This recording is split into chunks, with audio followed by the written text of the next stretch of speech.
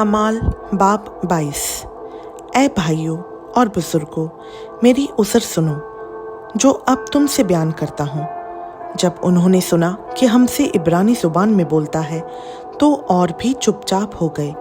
बस उसने कहा, मैं यहूदी हूँ और किलिकिया के शहर तरसुस में पैदा हुआ, मगर मेरी तरबियत इस शहर में गमली एल के ख़दमों में हुई और मैंने बाप दादा की शरीयत की ख़ास पाबंदी की तालीम पाई और खुदा की राह में ऐसा सरगर्म था जैसे तुम सब आज के दिन हो।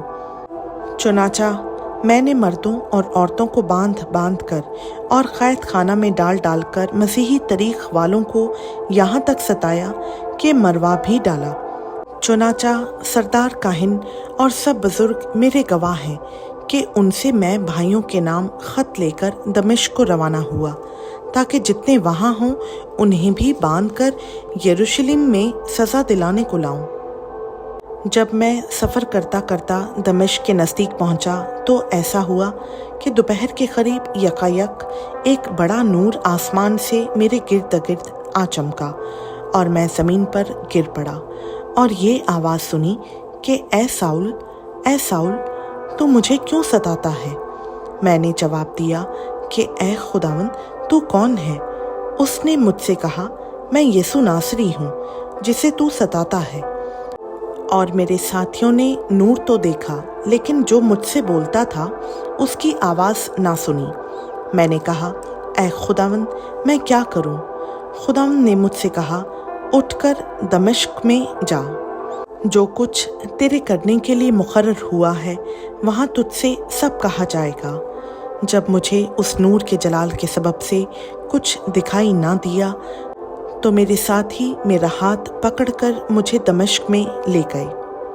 और हनन्या नाम एक शख्स जो शरीयत के मुआफिक दीनदार और वहाँ के सब रहने वाले यहूदियों के नज़दीक नेक नाम था, मेरे पास आया और खड़े होकर मुझसे कहा, भाई साउल फिर बीना हो।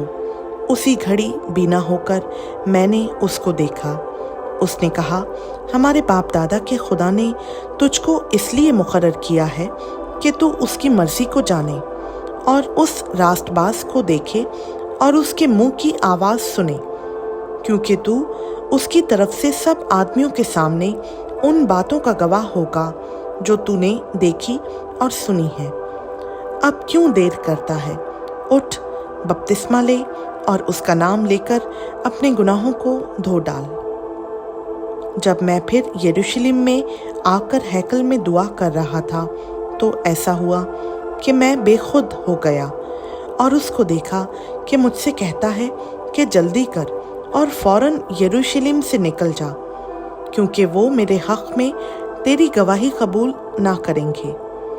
मैंने कहा, ऐ खुदावन वो खुद जानते हैं कि जो तुझ पर ईमान लाए मैं उनको क़ैद कराता और जा बजा इबादत खानों में पिटवाता था।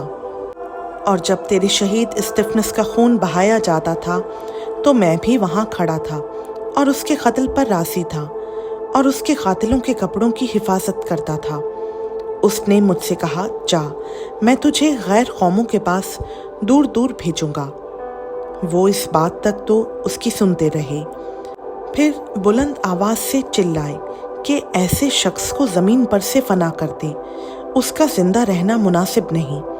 जब वो चिल्लाते और अपने कपड़े फेंकते और खाक उड़ाते थे तो पलटन के सरदार ने हुक्म देकर कहा कि उसे किला में ले जाओ और कोड़े मारकर उसका इजहार लो, ताकि मुझे मालूम हो कि वो किस सबब से उसकी मुखालफत में यूं चिल्लाते हैं।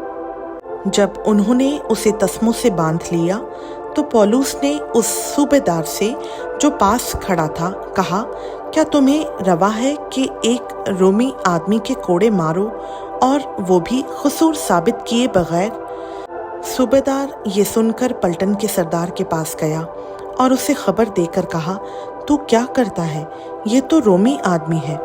पलटन के सरदार ने उसके पास आकर कहा, मुझे बता तो, क्या तू रोमी है।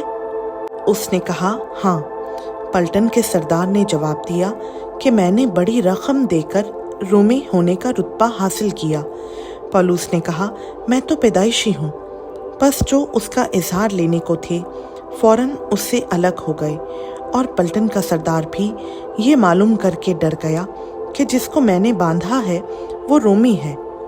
सुब को ये हकीकत मालूम करने के इरादा से कि यहूदी उस पर क्या इल्ज़ाम लगाते हैं, उसने उसको खोल दिया और सरदार काहिन और सब सदरे अदालत वालों को जमा होने का हुक्म दिया और पौलुस को नीचे ले जाकर उनके सामने खड़ा कर दिया। खुदा उनका पाक कलाम का पढ़ा, सुना, समझा और कबूल किया जाना हम सबों के लिए बाइस बरकत हो। आमीन।